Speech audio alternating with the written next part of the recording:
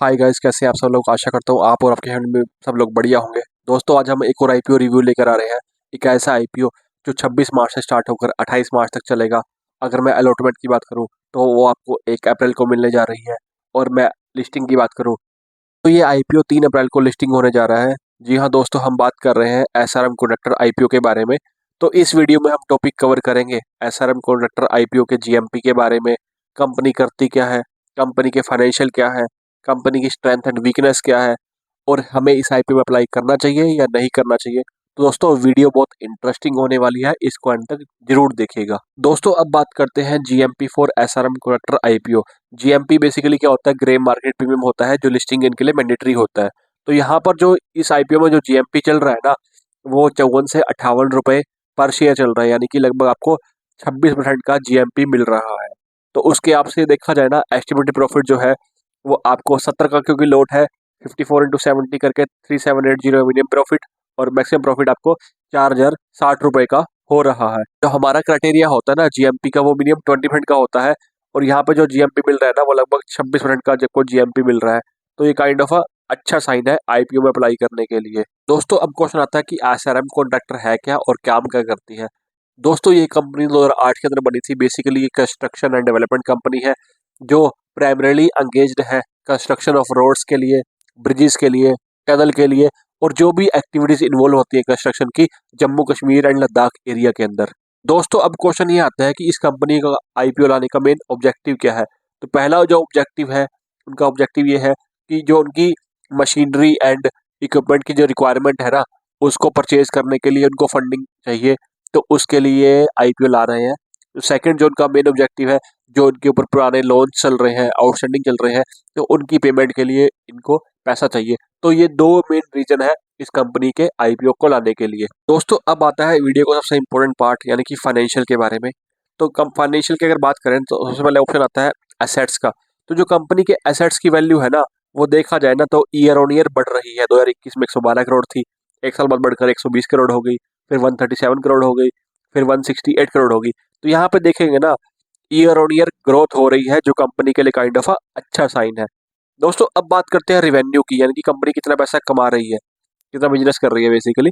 तो यहाँ पे बात करें ना, 2021 में जो क्लोजिंग हुई थी वहाँ पे 162 करोड़ के आसपास हुई थी। 2022 के अंदर 2065 करोड़ की हो गई, 2023 के अंदर 300 करोड़ का हो गया, और 2023 के अंदर जो भी सितंबर में क्लोजिंग हुई है ना, लगभग 242 करोड़ पे कंपनी ने क्लोज किया है। तो यहाँ पे भी देखा जाए ना, कंपनी का जो रिवेन्यू है ईयर ऑन ईयर बढ़ रहा है। दोस्तों, सबसे आते हैं इंपॉर्टेंट पॉइंट के ऊपर। अब आता है कंपनी प्रॉफिटेबल है या नहीं है। तो कंपनी के प्रॉफिट्स की बात करें ना, तो 2021 में जो क्लोजिंग हुई थी, कंपनी ने 8 करोड़ का प्रॉफिट किया था। उसके बाद ये प्रॉफिट लगभग डबल होकर 17 करोड़ का हो गया। 2023 में इसका जो प्रॉफिट है वो 18.75 करोड़ हो गया, यानी कि लगभग देखा जाए 19 करोड़ का प्रॉफिट हो गया। और अभी जो है, ये 2023 के सितंबर में जो क्लोजिंग करी है, कंपनी 21 करोड़ के प्रॉफिट पे क्लोज किया है कंपनी ने। तो यहाँ पर भी देखा जाए ना, कंपनी के प्रॉफिट ईयर ऑन ईयर बढ़ रहे हैं। तो यहाँ पे कंपनी के फाइनेंशियल की बात करें ना, एसेट्स हो गया, रिवेन्यू हो गया, और प्रॉफिट्स हो गया ना, वो कंपनी के लिए बढ़ रहे हैं हर साल। तो कंपनी के लिए काइंड ऑफ ये अच्छा साइन है। अब आते हैं RONW रेशियो के ऊपर, यानी कि रिटर्न ऑन नेटवर्थ रेशियो के ऊपर, कि कंपनी आपके लिए गए पैसे पे प्रॉफिट दे पा रही है या नहीं दे पा रही। अगर किसी कंपनी की RONW रेशियो 15% से कम होती है ना, तो कंपनी की फाइनेंशियल हेल्थ अच्छी नहीं मानी जाती। वही दूसरी तरफ अगर रेशियो ही बढ़कर 20% से ऊपर हो जाए, तो कंपनी की फाइनेंशियल स्टेटस अच्छी मानी जाती है। जो यहाँ पर देखा जाए ना, एसआरएम कॉन्ट्रैक्टर के आईपीओ के अंदर ये RONW रेशियो जो है 25% के आसपास है।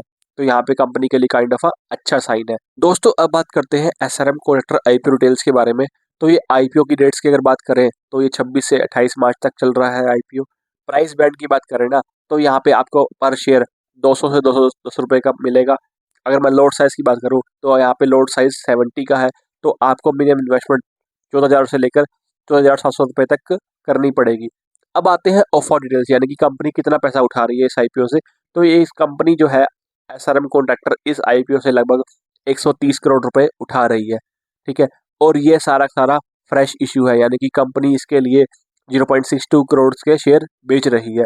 और यहाँ पर जो है ना, कोई ओएफएस नहीं है, यानी कि जो कंपनी के एग्जिस्टिंग इन्वेस्टर है वो अपना कोई भी शेयर नहीं बेच रहे हैं, जो कंपनी के लिए काइंड ऑफ अच्छा साइन है।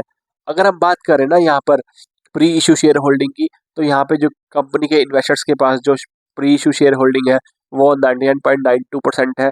और जो जैसा कि मैंने बताया कि यहाँ पे OFS नहीं होगा, यानी कि एग्जिस्टिंग इन्वेस्टर अपना कोई शेयर नहीं बेच रहे, तो पोस्ट इशू शेयर होल्डिंग भी इतना ही रहने वाला है। तो ये कंपनी के लिए अच्छा साइन है, बिकॉज उनके पास मेजोरिटी ऑफ शेयर जो 51% होता है उससे ज़्यादा के शेयर रहेंगे।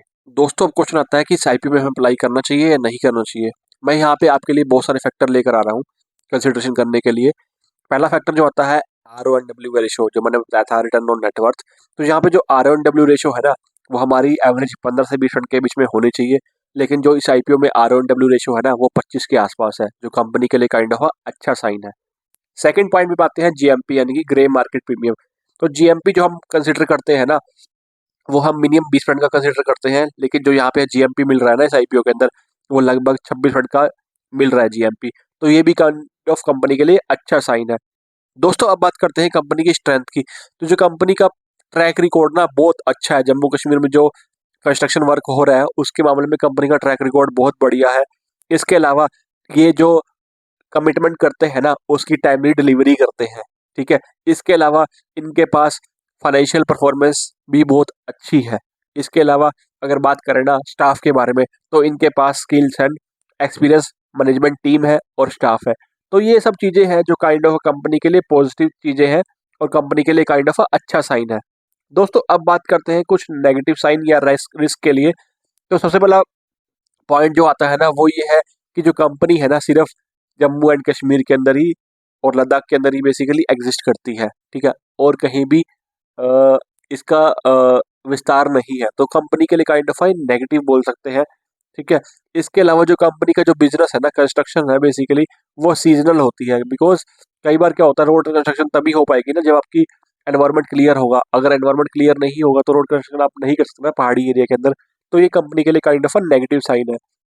इसके अलावा जो थर्ड पॉइंट जो है ना, मेजोरिटी जो प्रोडक्ट्स मिलते हैं ना कंपनी को, वो गवर्नमेंट की सब्सिडरी से मिलते हैं। अगर उच्च में गवर्नमेंट पॉलिसी में कोई भी चेंज होता है ना, तो कंपनी के रिवेन्यू के ऊपर और प्रॉफिट्स के ऊपर बहुत ज़्यादा इम्पैक्ट डाल सकता है। इसके अलावा जो लास्ट पॉइंट जो आता है ना, कंपनी ने नेगेटिव कैश फ्लो रखा है, मतलब पिछले टाइम से कुछ नेगेटिव कैश फ्लो चल रहा है। तो ये कुछ चीज़ें हैं जो कंपनी के लिए रिस्क का साइन है। तो यहाँ पर अगर देखा जाए ना ओवरऑल कंपनी के लिए पॉजिटिव भी है नेगेटिव भी है, लेकिन पॉजिटिव थोड़े ज़्यादा है। तो इस IPO के अंदर आप अप्लाई करने के बारे में सोच सकते हैं। लेकिन आपको ये चीज़ ध्यान रखनी है कि किसी भी IPO में अप्लाई करने से पहले आपको उसको देखना है कि सब्सक्रिप्शन कितना चल रहा है, GMP कितना चल रहा है, और सबसे इम्पोर्टेंट पॉइंट, आपको अपने फाइनेंशियल एडवाइजर से एडवाइस लेनी है। तभी आप IPO के बारे में सोच सकते हैं कि आपको अप्लाई करना है या नहीं करना। दोस्तों कमेंट करके जरूर बताइएगा अगर आप ऐसी ही और हमारी IPO रिव्यू की वीडियो देखना चाहते हैं तो। अगर आपको हमारा कंटेंट पसंद आया तो लाइक कीजिए, शेयर कीजिए एंड सब्सक्राइब कीजिए और देखते रहिए चैनल फाइनेंस विद चाहत। मिलते हैं आपसे नेक्स्ट वीडियो के अंदर, तब तक के लिए बाय बाय।